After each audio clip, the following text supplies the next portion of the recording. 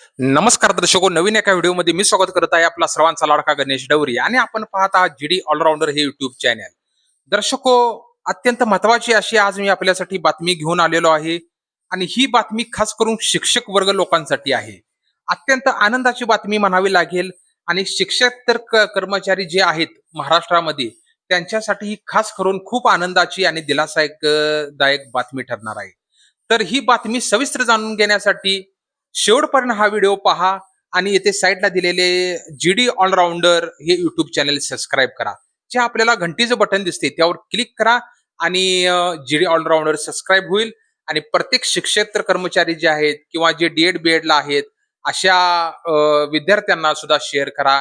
जे ऑलरेडी शिक्षक वर्ग आहेत त्यांना सुद्धा शेअर करा, जेणेकरून त्यांना ही याची माहिती मिळेल आणि यातून ते जागरूक होतील आणि जर काही अडचण असेल तर त्यांना मदत होण्यासाठी नक्कीच ह्या व्हिडिओचा प्रयत्न होईल. चला तर दर्शको, आपण ह्या व्हिडिओला सुरू करूया आणि नेमकी ही सविस्तर बातमी काय आहे हे आपण जाणून घेऊया.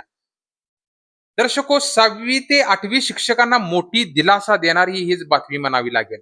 पदवीधर वेतन श्रेणी व थकबाकी जी काही आहे ती आपल्याला महाराष्ट्र शासन देणार आहे. तर दर्शको, 6वी ते 8वी शिक्षकांसाठी पदवीधर वेतन श्रेणीबाबतची महत्वाची बातमी आज मी आपल्याला सांगतोय. मुख्य बातमी आपल्याला काय मिळालेली आहे? राज्यातील 6वी ते 8वीच्या शिक्षकांना पदव्युत्तर वेतन श्रेणी लागू करण्याचा उच्च न्यायालयाने महत्वाचे निर्देश दिले आहेत. बघा, 6वी ते 8वी शिक्षकांना पदवीधर वेतन श्रेणी देण्याचे आदेश हे उच्च न्यायालयाने दिलेले आहेत. 8 मे 2026 रोजी उच्च न्यायालयाच्या नागपूर खंडपीठाने या संदर्भात एक महत्वपूर्ण आदेश दिला असून ज्या शिक्षकांनी पदवीधर शैक्षणिक पात्रता धारण केली आहे त्यांना त्या तारखेपासून पदवीधर वेतन श्रेणीचा लाभ मिळावा आणि त्याबाबत फरक 8 आठवड्याच्या आत सादर करावा असे निर्देश दिलेले आहेत. या बातमीचे महत्वाचे मुद्दे आता आपण जाणून घेऊया. उच्च न्यायालयाचा निर्णय 6वी ते 8वीच्या शिक्षकांना त्यांच्या शैक्षणिक पात्रतेनुसार पदवीधर वेतन श्रेणी मिळणे हा अधिकार असल्याचे मानले जात आहे. समान काम समान वेतन याचिकाकर्त्याने असा दावा केला होता की समान शैक्षणिक पात्रता आणि कामाचे स्वरूप असतानाही सर्वांना पदवीधर वेतन श्रेणी न देणे हे भेदभावपूर्ण आहे. आता न्यायालयाने यावर सकारात्मक भूमिका घेतल्याने शिक्षकांना मोठा दिलासा मिळाला आहे. फरक फरक देण्याचे आदेश. न्यायालयाने शासनाच्या यापूर्वीच्या निर्णयावर आक्षेप घेत पात्र शिक्षकांना त्यांच्या अर्हता प्राप्त केलेल्या तारखेपासून वेतन श्रेणी लागू करून थकबाकी देण्याचे आदेश दिले आहेत. महत्वाचे अपडेट्स आता मी आपल्याला सांगू. 8वा वेतन आयोग लागू. सध्या 8वा वेतन आयोगाच्या चर्चेमुळे शिक्षण भत्त्यात वाढ आणि इतर सुविधांमध्ये विविध कर्मचारी संघटनांकडून मागणी केली जात आहे, ज्याचा फायदा भविष्यात शिक्षक वर्गाला होऊ शकतो.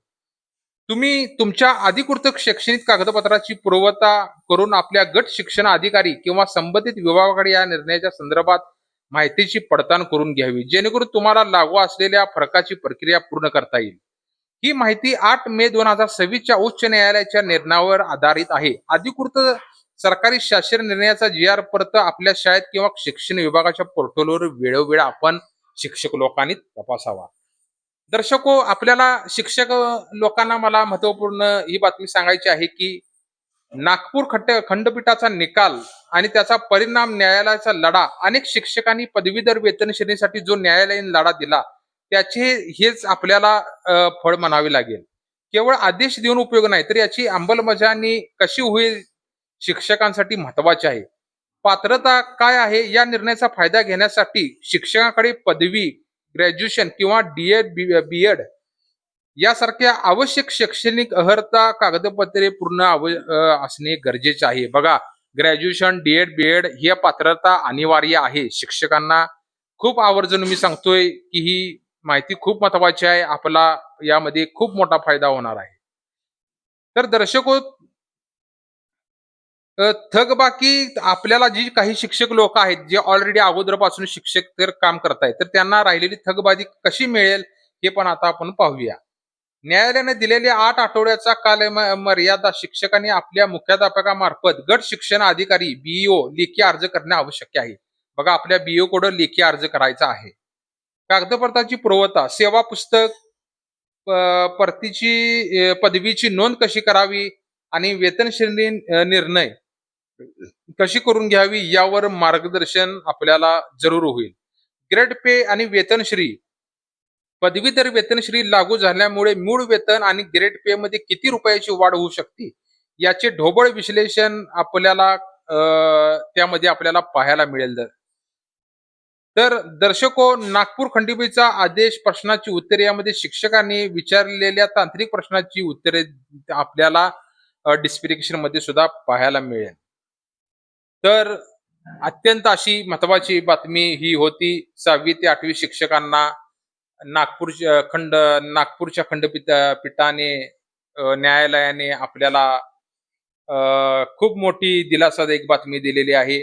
पदवीधर वेतन श्रेणी आणि थकबाकी आपल्याला मिळणार आहे.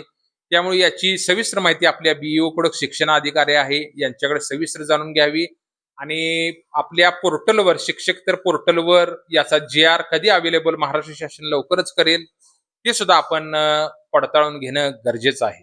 तर दर्शको, ही आजची माहिती मी जी आहे तीच माहिती आपल्यासमोर सादर करत असतो. प्रत्येक शासकीय कामाची माहिती मी आपल्यासमोर सादर करत असतो. माझं कर्तव्य आहे जी आहे ती रिअल माहिती देणं आणि आपल्याला जागृत करणं.